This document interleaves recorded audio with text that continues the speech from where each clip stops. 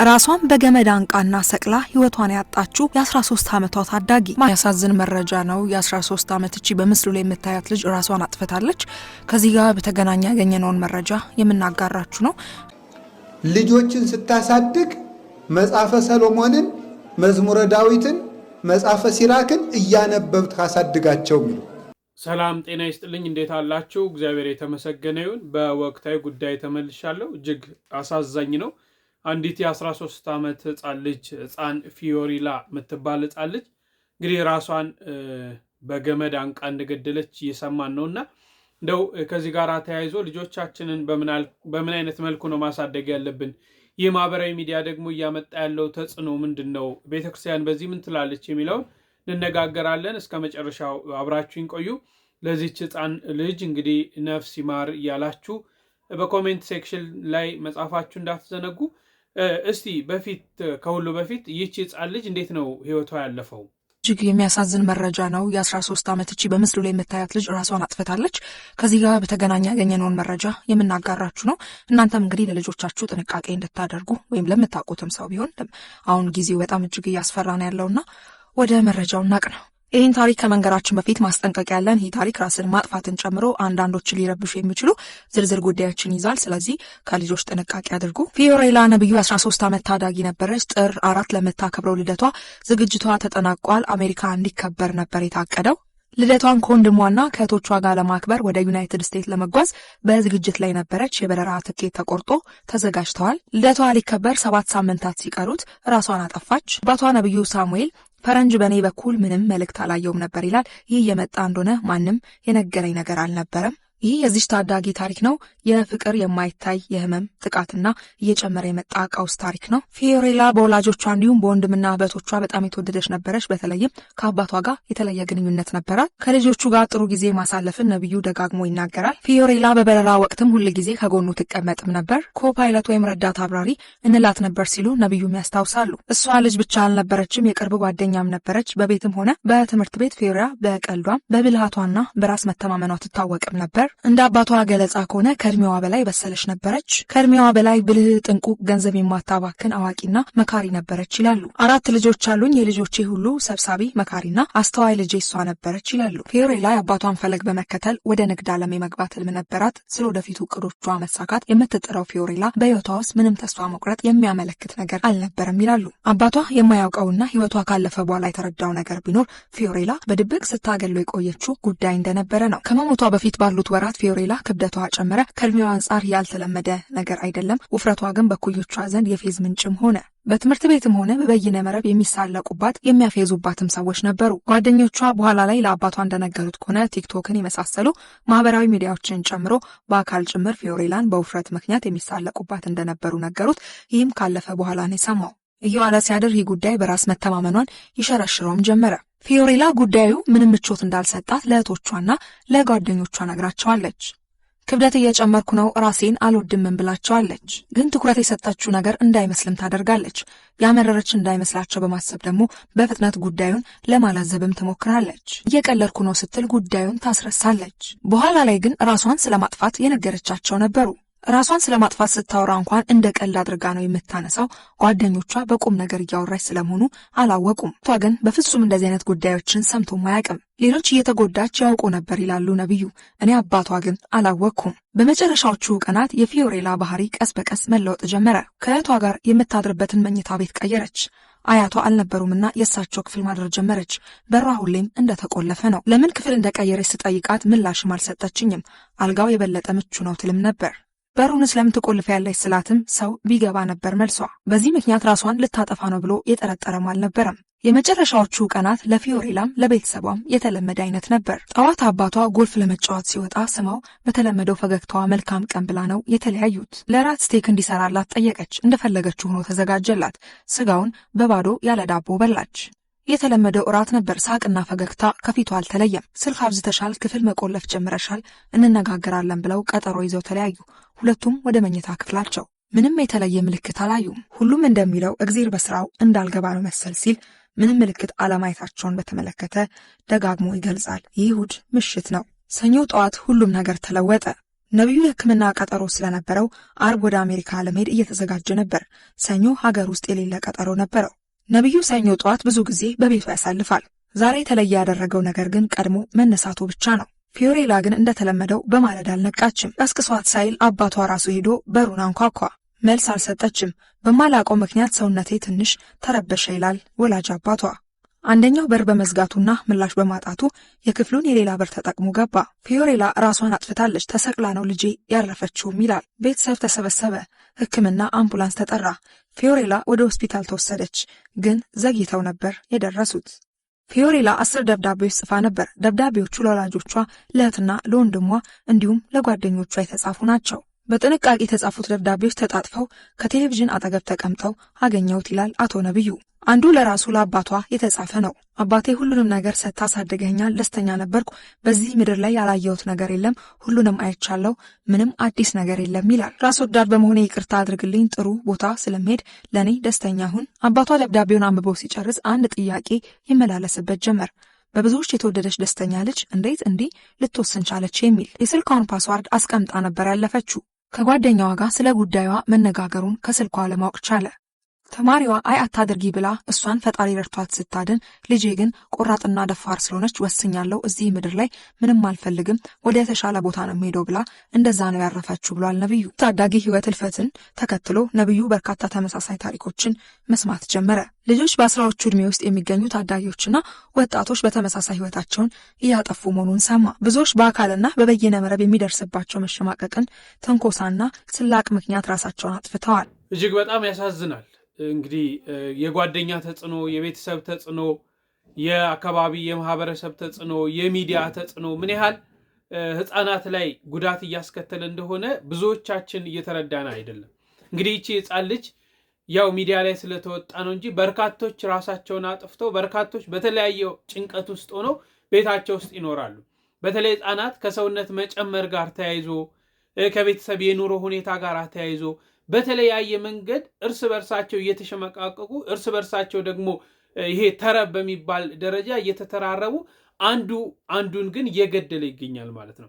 እንግዲህ ይህች ህፃን ልጅ ያው ከቤተሰቦቿ ጋር በጣም ጥሩ ግንኙነት ቢኖራትም ሰውነቷ በመጨመሩ ሰዎች እንግዲህ ገና 13 ዓመት ህፃን ሆና ትልቅ ሆንሽ፣ እንደዚህ ሆንሽ እየተባለ በአካላዊ በስነ ልቦናዊ እየጎዷት ነበር ማለት ነው። እና ወላጆቻችን ከልጆቻችን ጋራ ምን አይነት ግንኙነቶችን ነው ማድረግ ያለብን? እንዴት ነው ልጆቻችንን ትሪት ማድረግ ያለብን? በልጆቻችን ላይ የምናያቸውን ነገሮች በሙሉ በምን አይነት መልኩ ነው መቅረፍ ያለብን? ልጆቻችንን እንዴት ነው ከማህበረሰቡ ጋር ከጓደኞቻቸው ጋር ፊት አድርገው መቀጠል ያለባቸው? አይምሯቸው ላይ ምን አይነት ስራዎችን መስራት አለብን የሚለውን ልንጨነቅ ያስፈልጋል ማለት ነው። በደንብ ልናስብ ያስፈልጋል። አለበለዚያ በእንደዚህ አይነት ሁኔታ ልጆችን እናጣለን። በጣም የሚያሳዝነው አሁን ይሄ ቲክቶክ የተባለው ዩቲዩብ የተባለው ሰዎች ባይዘወይ መልካም ነገርን በጎ ነገርን ከሚያዩበት ለህይወታቸው ለስጋቸውም ለነፍሳቸውም የሚጠቅሙ ነገሮችን ከመመልከት ይልቅ አልባሌ ዋዛ ፈዛዛ የሆነው ይሄ የምዕራቡ ዓለም ተንኮል እንዲህ አይነት ነገሮች ላይ ተጥደን ነው ዛሬ በእንዲህ አይነት ሁኔታ እየመጣ ያለው ማለት ነው። እንግዲህ የ13 ዓመት ህፃን ልጅ ናት። ሰውነቷ ቢወፍር ምን ችግር አለው? ከምንም ጋር የሚገናኝ አይደለም። ይቺ ልጅ ጤነኛ ናት። ጤነኛ አስተሳሰብ ያላት ናት። ሰዎችን የምትወድ በመልካም ስነ ምግባር ያለች ልጅ ናት። ገና ለገና ሰውነትሽ ጨመረ እየተባለ በሚደረጉ ትንኮሳዎች፣ በሚደረጉ ወሬዎች ትልቅ ነን ብለን ህፃን የሆን ሰዎች እንዲህ ልጆችን እያጠፋ እንገኛለን ማለት ነው። ስለዚህ ልጆቻችን ላይ እንዴት ቤተሰብ መጠበቅ አለብን? እኔ ባይዘዌ ልክ እንደሌላው ዓለም ሀገራትን ባላቅም የእድሜ ገደብ በተለይ ማህበራዊ ሚዲያ የእድሜ ገደብ ቢኖረው ከ15 ዓመት በታች ያሉ ህፃናት ሁሉ መመልከት አለባቸው ብዬ አላስብም። ምክንያቱም በጎ ነገር ስለሌለው መልካም ነገርን ከማየት ይልቅ ምን ላይ እንደተጠመድን ስለሚታወቅ ማለት ነው። እና እቺ ህፃን ልጅ በጣም ታሳዝናለች። በጣም ነገ ትልቅ ራዕይ ያላት፣ ቤተሰቦቿን መደገፍ፣ ብዙዎችን ማዳን፣ ብዙዎችን መደገፍ የምትችል ለራሷ ጥሩ ህይወት ትኖር የነበረች ልጅ በእንዲህ አይነት ሁኔታ ራሷን በራሷ ላይ ውሳኔ መወሰኗ በጣም ከባድ። ከዚህ ጋር ተያይዞ አንድ ጠበቃ እስቲ ስሟቸው። የ13 ዓመቷ ህፃን ፊዮሬላ ሞት በሁላችን ቤት የሞቷ ምክንያት ደግሞ ስለመኖሩና ማድረግ ስለሚገባን ጥንቃቄ ይህንን ቪዲዮ ሲሰራላችሁ ልቤ በጣም ተሰብሮ ነው። በሀዘን ውስጥም ሆኜ ነው። ቢቢሲ በዘገበው ዘገባ ላይ የፊዮሪላ አባት አቶ ነብዩ የሰጧቸውን ቃላት ሳስብ እቤቴን ነበር ስመለከት የነበረው። ልጆቻችንን አለማድመጥ፣ ለስጋ ድሎታቸው ብቻ ብለን ተጨንቀን ስለ ውጫዊ ልብሶቻቸው፣ ስለሚበሉ ስለሚጠጡት ብቻ አስበን ውስጣዊ ሰላማቸው ላይ ግን ትኩረት ያልሰጠን እንደሆነ ልክ እንደ ፊዮሪላ በየቤታችን የተጨነቁ ህፃናት ነፍሶች አሉ። ስለዚህ ሁላችንም በተለይ እንደ ህፃን ፊዮሪላ በየትምህርት ቤቶች የሚደረጉ ቦሊንጎች ወይም ደግሞ ማሸማቀጦች ልጆቻችን ራሳቸውን እንዲያጠፉ ራሳቸውን እንዲጠሉ የሚያደርጋቸው በመሆኑ እባካችን ጥንቃቄ እናድርግ።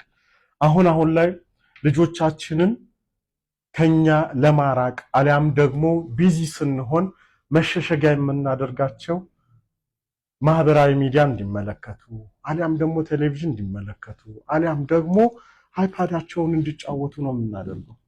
ይህም ልጆቻችን በዚህ ሱስ ውስጥ ተጠምደው ከቤተሰባዊ ህይወት ውስጥ እንዲወጡ ሌላ መልከታ ሌላ ዓለም እንዳያዩ እያደረገ ልጆቻችን እንድናጣ ምክንያት ሊሆን ይችላል።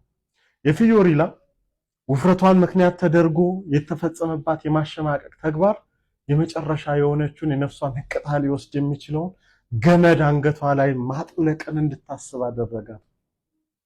ይቺ 13 ዓመት እንቦቀቅላ ህፃን እንዴት አሰበችው? አንገቷ ላይ ገመድ አጥልቃ ራሷን ስለማጥፋት። ብዙ ፊዮሪላዎች ቤታችን ውስጥ አሉ። ብዙ 13 ብዙ 10 ብዙ 15 ብዙ 14 ብዙ 9 ዓመት የሆኑ ህፃናት ልጆቻችን አሉ። ለልጆቻችን ጊዜ እንስጥ። ልጆቻችንን እናድምጣቸው። ከዝጋ ፍላጎታቸው የዘለለ ለውስጥ ሰላማቸው የሚረዳቸው ነገር ላይ አብረናቸው እናሳልፍ። በኋላ ከመጸጸት ማለት ነው እንድንድን ዘንድ። እኔ ምሽቱን ሙሉ አይኖቼ እንቅልፍ አጥተው ነው ያደሩት። ስለዚህ እባካችሁን ወላጆች ዞር ብለን ቤታችንን እንመልከት። ዞር ብለን ልጆቻችንን ምን እየሰጠናቸው ነው ብለን እንመልከት። ልጆቻችን ከማን ጋር ነው የሚውሉት የሚለውን እንመልከት። አቶ ነብዩ እና መላ ቤተሰቦቹ የፊዮሪላን ነፍስ እግዚአብሔር አምላክ በደጋጎች አጠገብ ያቆይልን። እናንተንም መጽናናትን እመኝላችኋለሁ። ነገር ግን ላሰባችሁት የፋውንዴሽን ዓላማ በማናቸውም መልኩ አጠገባችሁ ልቆም፣ አጠገባችሁ ሆኜ ላግዛችሁ፣ ህልማችሁን ላሳካላችሁ፣ ሌላ አይነት ፊዮሪላ ህይወት እንዳይነጠቅ የበኩላችን ኃላፊነት እንድንወጣ ዘንድ አደራላለሁ። ስለዚህ ለልጆቻችን ሰላም፣ ለልጆቻችን ጤንነት፣ ለልጆቻችን ደህንነት ስንል እባካችሁ ስልክ፣ እባካችሁን ቴሌቪዥን፣ እባካችሁን አይፓድ መሰል የሆኑ ነገሮች ማህበራዊ ሚዲያ ላይ ልጆቻችንን ስቲክ እንዲያደርጉ እናድርግ። አንድን ነፍስ እንድንታደግ ዘንድ ሁላችንም ቤታችን ዞር ብለን እንድንመለከት አደራላለሁ። ለብዙ ወላጆች እንዲደርስ ኮፒ ሊንክ፣ ሼር፣ ሪፖስት ማድረግን አትርሱ። አመሰግናለሁ። አዎ በጣም ልብ ይሰብራል፣ በጣም ልብ ይሰብራል። እና እያንዳንዳችን ወላጆች በተለይ ልጆች ያላችሁ ሰዎች በርካታ ገንቢ የሆኑ ሀሳቦችን አንስተዋል። ጠበቃው ጥሩ ነገሮች ተነስተዋል እና ከልጆቻችን ጋር ያለው ግንኙነት ምን መምሰል እንዳለበት፣ ልጆቻችንን በምን አይነት ሁኔታ ነው መቅረብ ያለብን፣ በምን አይነት ሁኔታ ነው መቅጣት ያለብን፣ ውሏቸውን ምን እንደሚያስቡ በደንብ ልንገነዘብ ያስፈልጋል። አለበለዚያ ባልሆኑ ነገሮች ልጆቻችን እናጣለን። ማጣት ብቻ ሞትን ብቻ አታስቡ። ልጆቻችሁን በቤተ እግዚአብሔር አሳድጓቸው። አይምሯቸው ጎልብተው፣ አስተሳሰባቸው ጎልብተው ለስጋቸውም ለነፍሳቸውም ጠቃሚ ሆነው ያድጋሉ። እነዚህን እንስማና እንጨርሳለን። ልጆችን ስታሳድግ መጽሐፈ ሰሎሞንን፣ መዝሙረ ዳዊትን፣ መጽሐፈ ሲራክን እያነበብት አሳድጋቸው የሚሉ በስጋቸውም ትጉ ተማሪ ይሆናሉ። ቢሾሙ እንዴት እንደሚኖሩ ያውቃሉ። ቢያገቡ እንዴት እንደሚኖሩ ያውቃሉ። ፍርድ ያውቃሉ። ቢነግዱ እንዴት እንደሚያተርፉ ያውቃሉ። የትኛውን ጉዳይ ላይ ምን ማድረግ እንዳለባቸው ያውቃሉ። ጥበብ ማለት ምን ይመስላችኋል? ጥበብ ምንድን ነው ታውቃላችሁ? አታውቁም? ስለ ጥበብ ጥበብ ማለት አንድን ነገር የትና መቼ እንደሚያደርጉት ማወቅ ማለት ነው። ጥበብ ማለት እሱ ነው። የት ነው የምታደርገው? አንዳንድ ጊዜ ዝምተኛ ኑን ብለን መናገር ያለብን ቦታ ላይ ዝም እንላለን እንደ ድንጋይ።